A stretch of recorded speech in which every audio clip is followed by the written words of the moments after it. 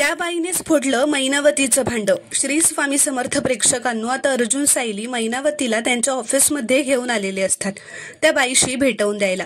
अर्जुन मैनावतीला विचारतो, या बाईंना ओळखता का? तर मैनावती म्हणते, नाही, कोण आहे त्या? मी नाही ओळखत। तर सायली रागातच मैनावतीला म्हणते, मला चांगलंच माहितीये, तू ह्यांना ओळखतेस आणि कसं ओळखतेस हेही माहितीये। अगं, मी लहान असताना तू मला ह्यांना विकून टाकलंस आणि त्याच्या बदल्यात पैसे घेतलेस। तर मैनावती नाटक करत रडत म्हणू लागते, देवा, बघितलंस ना आमची पोरगी कशी आमच्यावरच आरोप करते, काय दिवस आलेत।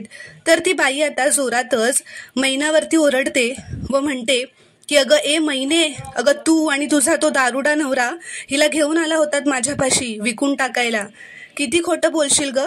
हे ऐकून आता सायलीला धक्का बसतो आणि मैनावतीचं भांड फुटलेलं असतं आणि ती खूपच घाबरलेली असते। प्रेक्षकांनो, तुम्हाला जर का हा शॉर्ट रिव्ह्यू आवडला असेल तर व्हिडिओ लाईक करा व चॅनलला प्लीज सबस्क्राईब करा।